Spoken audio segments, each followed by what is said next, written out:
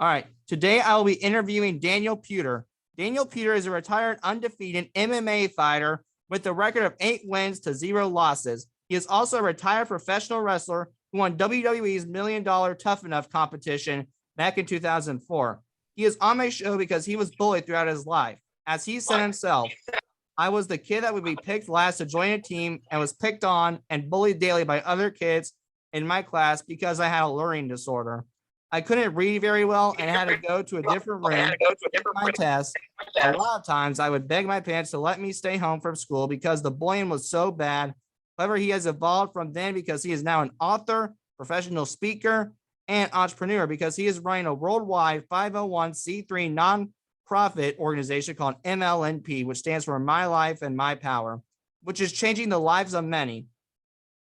Let's welcome Mr. Puder to Autism Rocks and Rolls.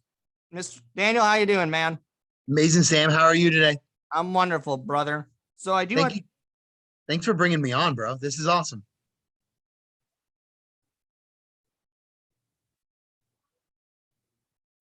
All right. So my first thing I want to do is I want to talk to you about being a bully survivor. So what does being like a bully survivor mean to you? Well, now I don't look at it as bullying. I did when I was younger. I think that a lot of kids, a lot of hurt kids want to hurt other kids. And it's not just kids, it's adults too. You know, people have hurt or pain in their life and they want to take it out on other people.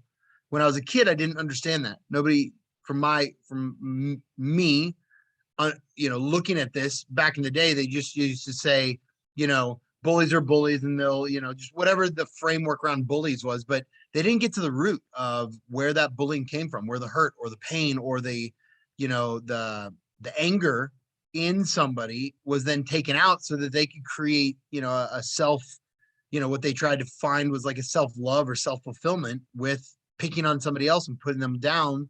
So they got built up bigger.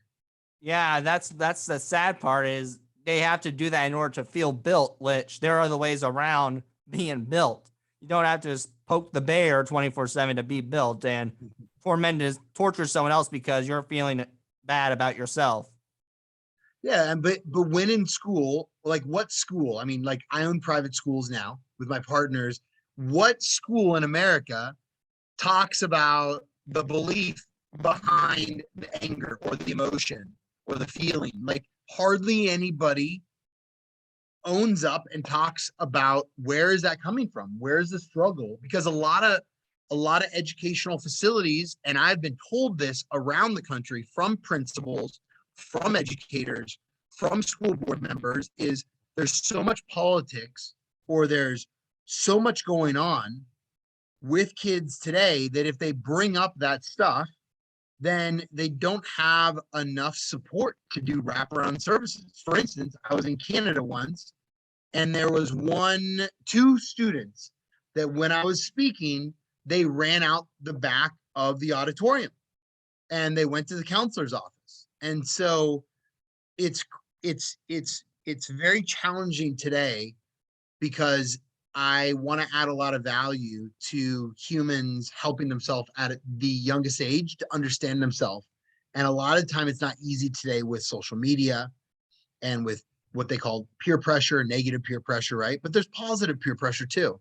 So there's a lot of challenges we have with growing up, I think in general, and we could do much more than what we're doing today.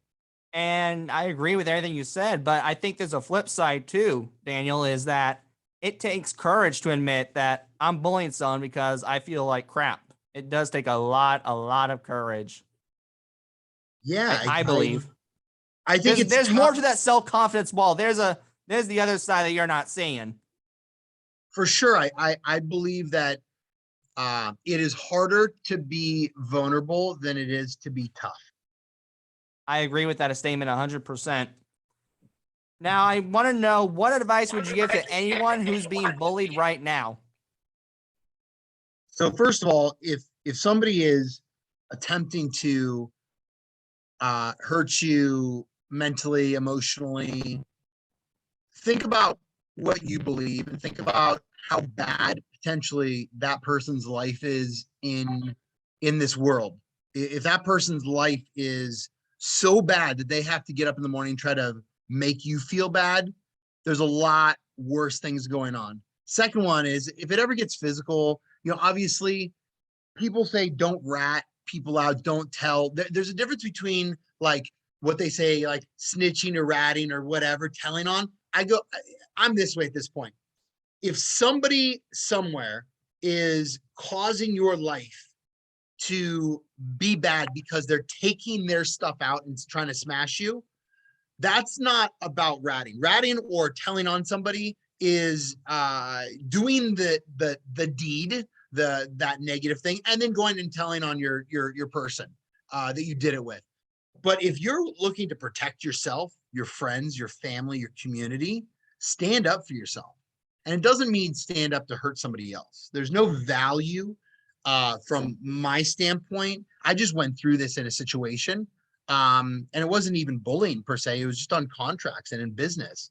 And I told the guy, I go, I do not want to push this into a lawsuit or sue you or anything else. I just want to get out of the deal, and I want to get out of the deal without, a lot of negative stuff. Because it just, like, even in business, when people grow up, then it just causes, it's how many hours will it take me? How much money will it take me to take somebody to court or to make it right, as I would say? And yeah, will they, per the contract, will they have to pay for it? Sure. But then can I even collect? So it's just, when we're kids and we're in the same environment, same school, or same neighborhood, that's one thing. When we're in the adult world, the same things happen, but it's just, how do you deal with it mentally and emotionally yourself? And then what's right? Like I always go to the best of my ability is, how do I take care of people? Because I have a reputation I want to build of how I take care of people long term. Yeah, that's my reputation too, is I'm trying to do something good that I didn't have the opportunity to do 5 years ago. Yeah, I mean, you've done a couple hundred podcasts. Like, how many students, how many young adults will do a couple hundred podcasts? It's incredible, right? Like, how many people do you know your age that have done a couple hundred podcasts? Not as much as I have, but I know one. But so one person, right? Like, it's crazy. I haven't even done 200. I don't think my brother has done 200. Maybe he has. I'll look up his podcast. But at the end of the day, it's really interesting. Like, you're driven, you're focused, you know what you want, and you go get it.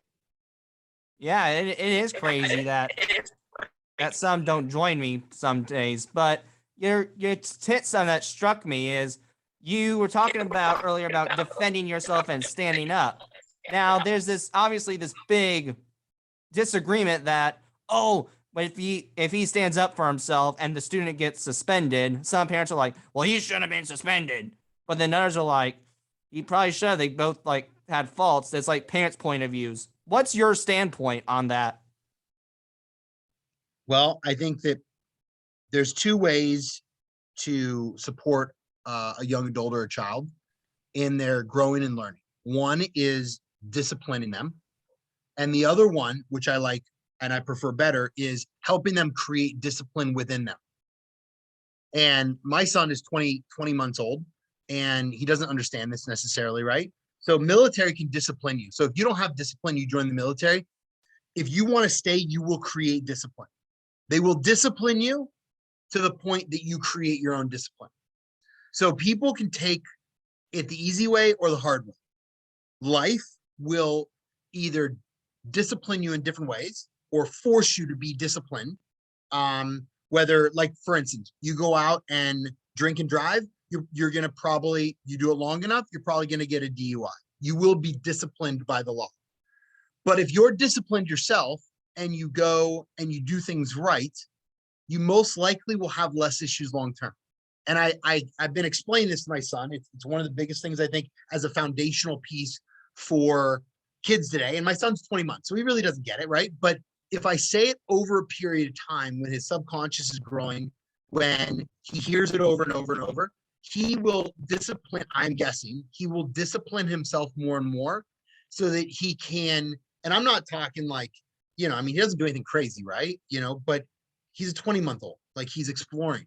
But I want him to start creating a framework in his life so he creates his own discipline and he knows how to change that when he wants to get the result he wants in life. Got it. That makes actually lots of sense. Really sense. So, in the way I understand it, so you believe in the walking way method than the face-to-face method, I guess is the way to put it.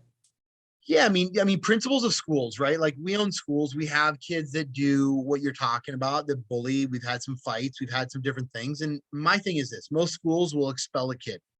You get into a fight, bring something, a weapon to a school. We've had some situations where we should have just, expelled the kid. But what we do is we say, you get to work from home. Like there's something going on in your life, and can we support you with other things? Like this year we're bringing in mental health piece. We're bringing in a physical health piece. We've had counselors and therapists and different groups come in and work with different kids that needed it. So at the end of the day, people, like if you break a leg, you're probably going to go to the ER room, like as soon as possible, right? But if somebody says something or does something where you take that emotion in and you're hurt, most likely, I'm guessing you're not going to go to the therapist or psychiatrist right away. So I look at this and I'm like, how do we support our youth today or younger people to be able to keep the same value they would for their leg, for their head? But we have a stigma that's been, it's like military, law enforcement. They don't want to go to therapy because it's a weak mindset, but it's not. So how do we get people a different mindset where they can be brave and they can be authentic? And there are people who need therapy, and some using it helps. But again, I think on the flip side, though, there's some who have tried it before and it didn't work for me. I mean, I did it. I'll say on my head, I'll admit it. I had therapy, but it sadly didn't work for me. I did try it though. I 100% tried. I went to every meeting with my counselor. I just felt like it was like a nagging session. It's like, okay, I already know this, and I'm glad you care enough to say what's going on, but at the same time, you need to show me what I'm doing wrong, not tell me what I'm doing wrong, if that makes any sense. Sure. And I think that I'll give you this. I've been to therapy sessions, I've been to counseling, I've had coaches, I've done a lot. And I look at the difference between a therapist and a coach, or a psychiatrist and a coach, in different ways. One is for the past and one is for the future. So to get through to the future, sometimes you get to go through some of your challenges in your past. And so I look at, from my experience, my brother's a psychiatrist, and an outside person a lot of the time can help you have breakthroughs. You can either pay somebody to do one-on-one group, or you can pay somebody to not talk about your past, but just focus on your future. One thing that I found is when you create more value in your life, and every night at the table that we have dinner as a family at the table, which has been the last few nights in a row, we always talk about one of our blessings. And it's big, I think, because people, thinking about their blessings, thinking about what life's about, and focusing on what we have versus what we don't adds a lot more value on just our mental, emotional, psychological, spiritual, whatever beliefs or mindset, because we're focused on something that's positive and adds value to our life versus somebody that's like sucking us in to say, you don't have this, then like, what's life about, right? Like life to me is not about what I don't have. Life is about adding value to others, my purpose, my vision, what I want to create. And I enjoy the whole process. Right. And my question to you is, well, kind of what you said kind of hit something. Someone says in the last episode, Forbes Riley, who's an infomercial lady, has over $100 million because of the infomercials, and C210 for the listeners, pitching the episode with Forbes Riley. But she says, and I agree, there's too much people letting their past control their future. So would you agree with that statement, and why? So it's kind of like what I just said. To get to the future, sometimes you have to go through the past.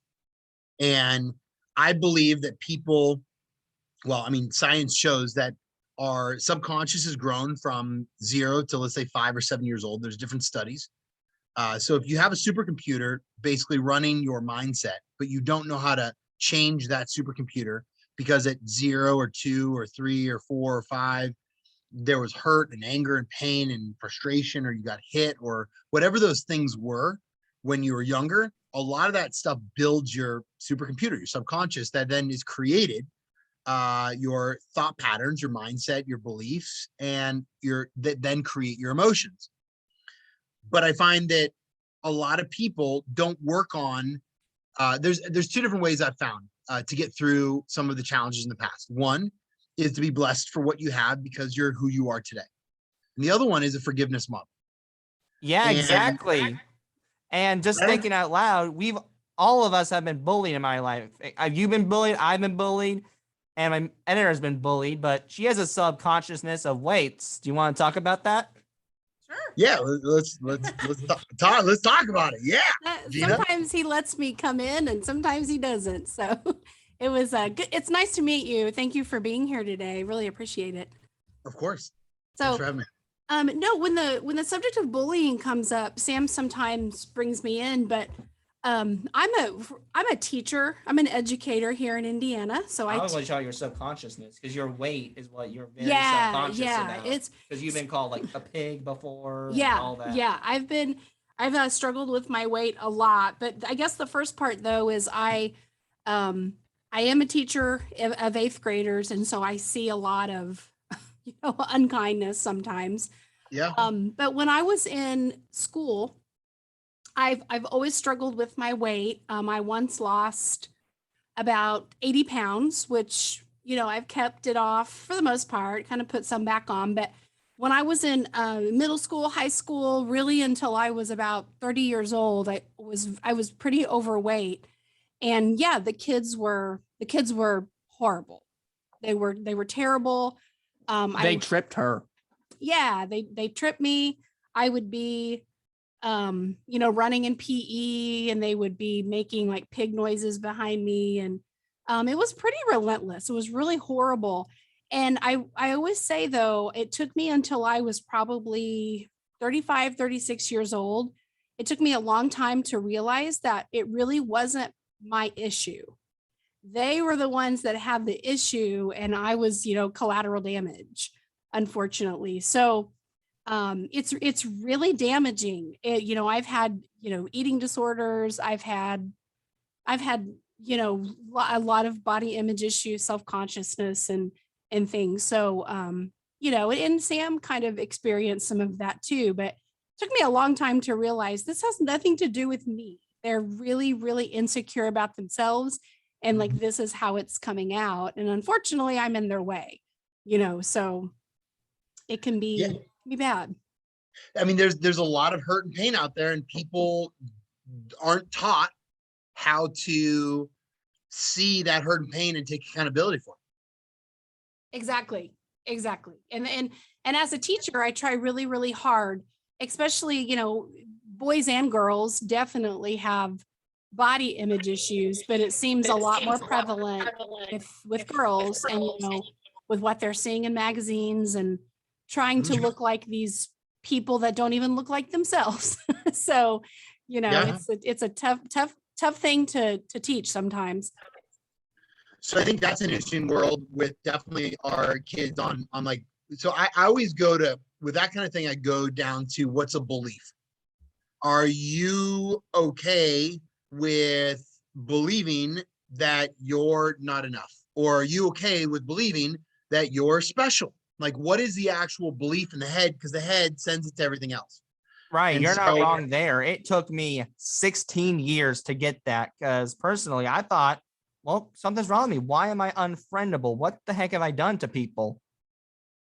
Yeah. And you know what? I even go to the point is I look at that they're right for who they are. And what is it supposed to teach me? Like I go to the compassion side now, is like, if somebody's angry and they're pissed off and they're taking it out on me. Okay.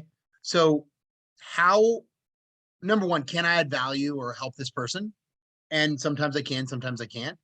And sometimes it's good to just let people go, because I don't want to go through life wronging people. or saying people are bad. That's just how they are. So do I want to be in their life? Do I get to be in their life? That's why I think like school choice, for instance, like with what we're doing in Florida, West Virginia, we'll be doing in a few other states, is amazing because I can pick teachers like you, Gina, to come and work with us that have had challenges and stories to add value to our kids' lives. Because when they see that and they're going through that, it adds more value to us. If I hire teachers and staff that have never had challenges before, never been in situations, or never lived in the hood, or never whatever it is, how are they supposed to relate and connect? Because I have first foster kid I ever mentored as a guardian litem.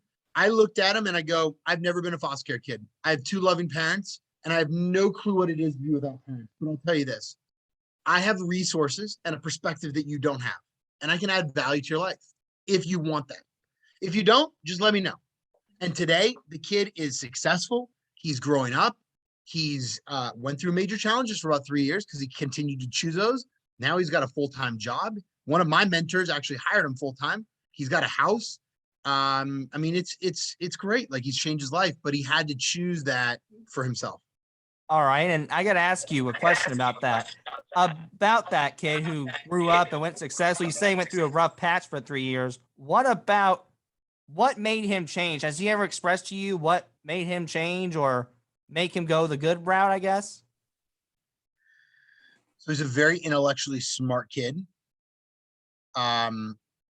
But he was raised where his value system was different than what it is today. So his beliefs and his values were about being the cool kid with the guns or the drugs or whatever that is. That's where he was raised. He didn't know a different system. I mean, think about this. You stick a baby with a wolf pack, right? When he's young, he's probably going to grow up to think he's a freaking wolf, like conceptually. Like, or you stick somebody in, Johannesburg, South Africa, which is one of the most violent places in the world, or Chicago, versus where I grew up in Cupertino, California, which is like Mary Poppins town, right? Like, I had no clue what a gang was, like conceptually, like compared to what you see in the media in different areas. So it's just when he took he took a part of my value system, and he took a part of a few other mentors that I put him around. And today he values his life more because he goes, wow, I can tell a story. Like, he has a big bullseye tattoo right here. And and I go, don't get rid of it. He's like, why not? People are telling me I should get rid of it. I go, my opinion, don't get rid of it. But that's you. Don't be what other people want.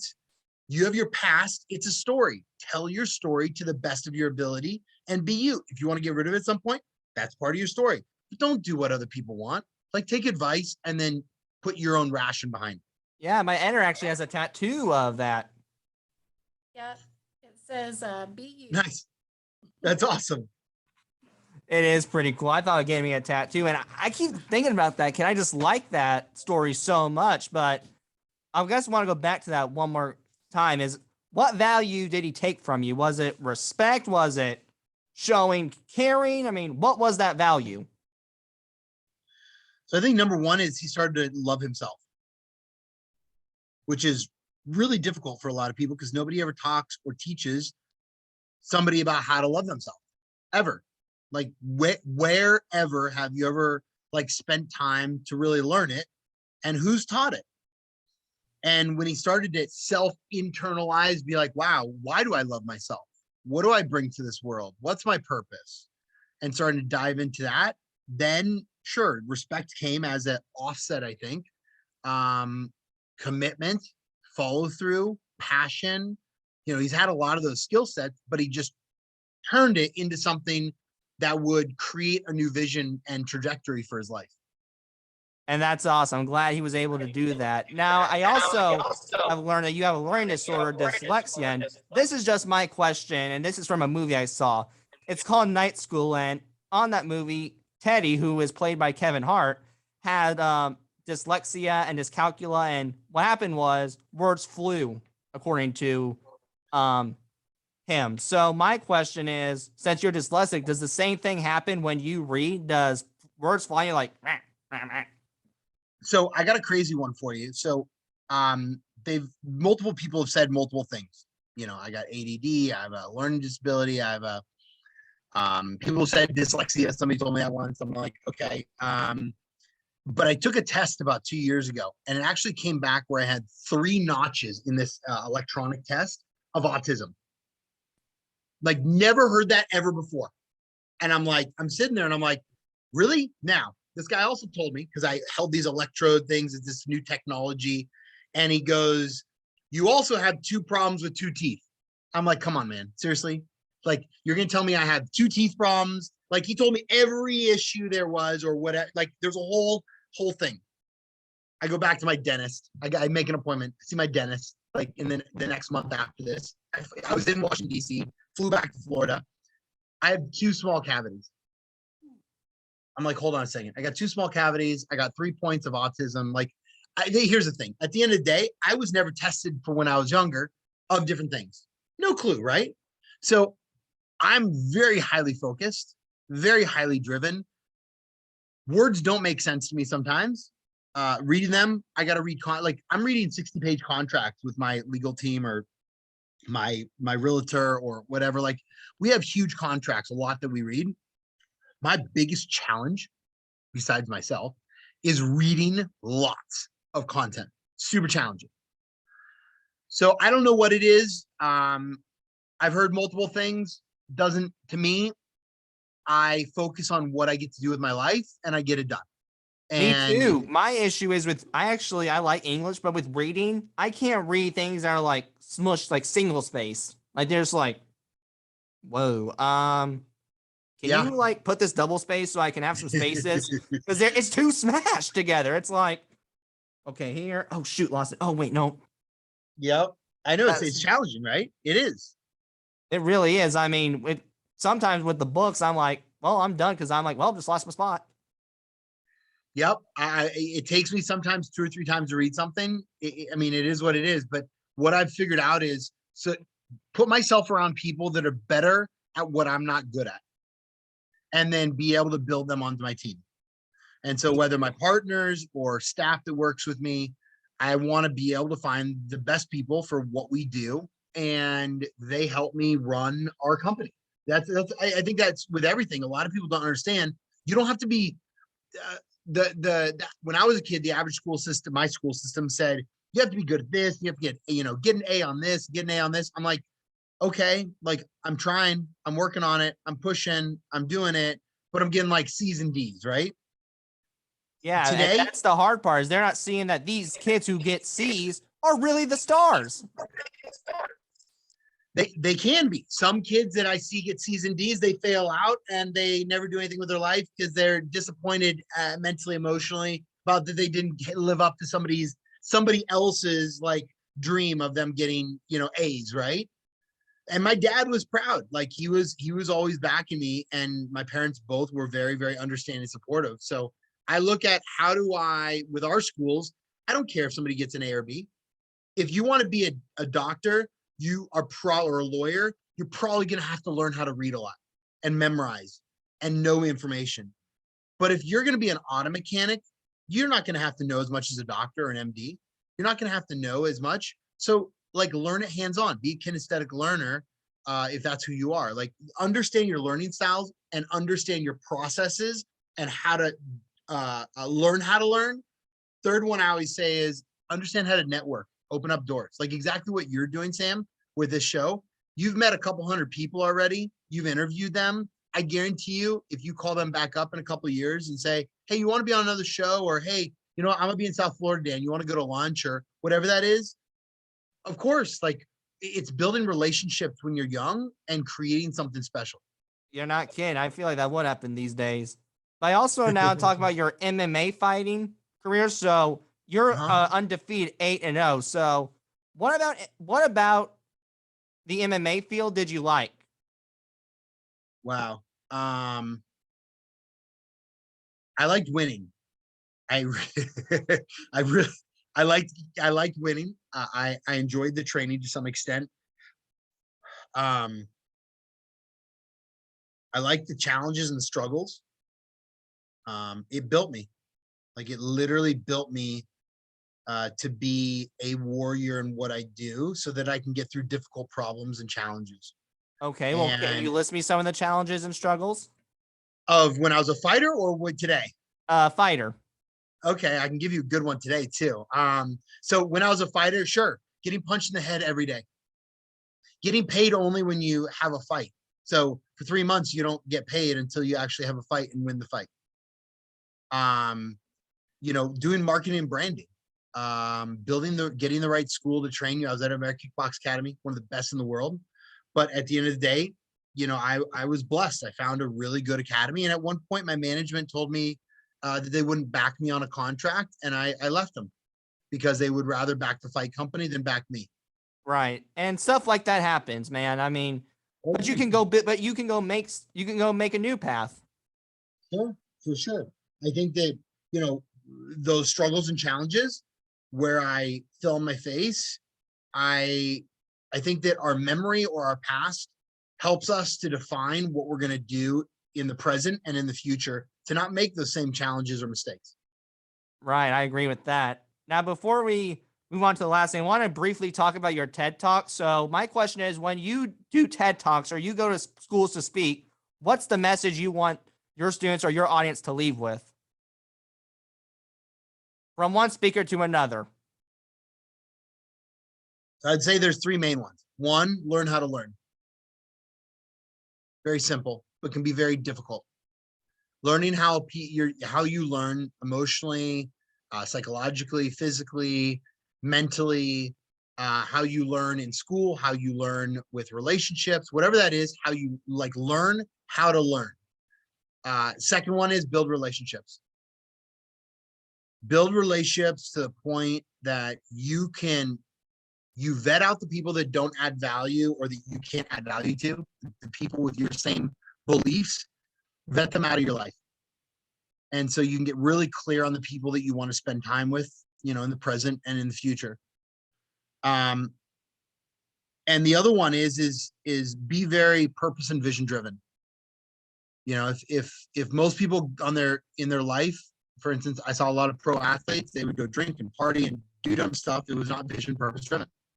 Like their vision was to become and stay a pro athlete, or stay a pro athlete. And they would go out and become the pro athlete, but then poison themselves on the weekend with alcohol or drugs or whatever else that would get them off track. So I always challenge people to, live their dreams. Like definitely in America. I mean, other countries you have a lot of value too, but in America, why do you think so many people move here from so many other countries? Is because in America versus other countries, you can build something that you can't in third world countries. It is very difficult. There's not the resources. There's not the funding. There's not the, we have in our schools air conditioning and brand new laptops. And in some countries, like my project in Burundi a few years back, we had a tree and kids without shoes and a chalkboard.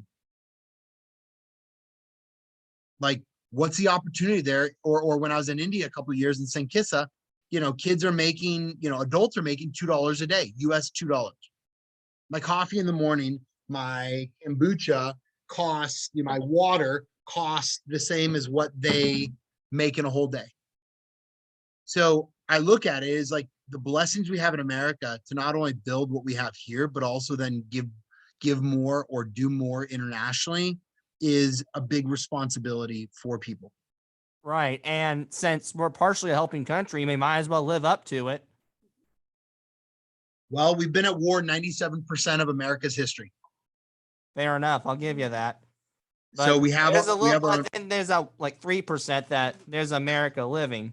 Like there's part of like the good old American people who are trying to do something with their life. Yeah, for sure. I agree. I mean, we have a lot of challenges internally, which I think we need to fix in policy over the next 10 or 20 years. And I get to, build schools and, work with politicians to change policy to add value to our future of our future youth. So it's amazing. I like to have a lot of fun and make the world a better place. Me too. Now, these are just for fun before we wrap her up. So my first one to you is, what is your paradise meal or favorite food, and why is it your favorite? Ooh, I love sushi. I had some lobster sushi a couple days ago. Super delicious. Absolutely love it. Amazing. Cool. What about the sushi do you like? Do you like it like the texture? Do you like the fact that it's got a certain ingredient you love in there, or what about it? I like the taste. I like the texture. I like the lobster one was a little bit warmer. I like the rainbow roll. Like I like the soy sauce. I like the rice. I like the way they put it together. It was like all around the whole thing was awesome. Awesome, man. Now, what is your favorite movie or TV show, and why do you like it so much? Oh, that's a good question. So movie or TV show. So I just watched a TV show. I'm gonna pull it up here. It's on Amazon Prime. It's called Stillwater. No, that wasn't it. Was it it? Yeah, I think it was. Nope, it was not. I give it back. Give me a second here. I'm gonna tell you which one. It just came out this last week, and I watched all the episodes. One of the top ones on Amazon. It's called The Terminal List. Chris Pratt. Oh, I And know what you're talking about. Yeah, I've seen that advertised. first season, I would say right now, because this is it's just interesting to see, but very insightful. A lot of challenges in our military. And I've worked with different people. We work with the military now for recruiting, and they have a lot of challenges with recruiting. And so we add a lot of value to a lot of kids that don't have an educational high school degree, so that we can get them a high school diploma and get them out of high school so they can join the military and live their dream. That's awesome. I mean, some do want to join the military, but then do you do others who don't want to be in the military, or is that just for the military? No, I mean, military sends us some kids that want to join, but they don't have the right high school, level of accreditation or high school diploma. They might have a GED and need a high school diploma for what they're doing. So we help them get that courses done and get the testing, get the training, everything else, so they can go on to the military, live their dream. Sweet. Now, what is your favorite vacation that you ever taken, and why did you enjoy that vacation very much? Oh, favorite vacation. Wow. So I haven't done that many vacations, but what I have done is I've done a lot of travel. So I would say once I went to, I'd say, let me give you my top three. One of them was I would say the ABC Islands. So Aruba, Curacao, absolutely gorgeous. Really freaking beautiful. I would say Costa Rica, when I fought down there for Bodog, absolutely amazing. Loved it. And then I'd say I've gone to so many places with my wife and son. We have gotten to travel around the country, East Coast to West Coast. And I would say it's not the place, it's the people. So I'd say there's a couple really awesome places, but being able to travel with my wife, my son, and have a lot of fun, it's been really amazing. Washington, D.C. to California to Oregon to the dunes to North Carolina and Georgia and South Carolina and on the boat and all over. We get to have a lot of fun. And not Indiana? No, I'm kidding. We haven't gone to Indiana yet together. I've been to Indiana. I absolutely love Indiana and Kentucky area. It's just gorgeous. But no, we haven't gone there together yet. Me too, man. I love living in the Midwestern. In the summertime, perfect. Yeah. Oh, no, it's not. little hot in the summer, I think, right? A little cold in the winter. Yeah, You get all four seasons, right? It's amazing. yeah, we do get to experience that. Yeah. Now, are there any great memories that you want to tell us about before we go? If you do, why do you remember that memory the most? Now, before you answer, I like to end this with a good memory and a funny memory that made you fall on the floor. And it's your call how you want to answer it. So good memory. The day I proposed to my wife, I got her so good she had no clue it was coming, and I had the photographer there and like 8 of my friends videotaping. She had no clue. So that was a good one. The funniest one was when I lost everything when I was 26 years old, and I was at my lawyer / one of my best friends' offices, and we fell, both of us, like my grandma was in the hospital sick, like just everything, right? My dad's like company's not doing well, like everything. And we started laughing so hard that we both fell out of our chairs. And I would say that that's the biggest like gut laughter, funniest thing I mean, it was funny, but it was sad, but you know, I worked through it. So it was Yeah, a you good did. time. You're just like, gosh, going down the fence. That's all you can do. It's like, really? You might as well. That's what my mom Exactly. and I do when we don't understand math because we don't get it at that point. We're just like, gosh, there's probably someone out here who knows 100% of this stuff that we don't. And it's so simple. Yeah. It's pretty crazy. It's good though. It's good. It's good. And that's laughter's the best medicine, man. That's all. That's what I believe. Yep. I'm with you. Well, I appreciate you having me on, Yeah, bro. but This has been amazing. Thank you so sure. much. Before you go, though, is there anything you like to promote or any closing remarks? Yeah, hey, if anybody's ever out in, you know, I mean, I'd love to have you come speak at one of my schools sometime. That would be amazing in I am a Florida. motivational speaker, so we can always talk about that. Speaking. Yeah, it'd be awesome. And yeah, I think that, you know, if anybody wants to check out what we're doing, check out My Life, My Power, my nonprofit, or danielpuder.com and see what we're up to. That'd be awesome. Yeah, man. Thank you again. It's been great. That a lot of people like this and have a great day. Enjoy the weather. You too, bro. Have an amazing day. Say thank you to your mother again. Thank you. Now don't hang up yet. Hold on a second.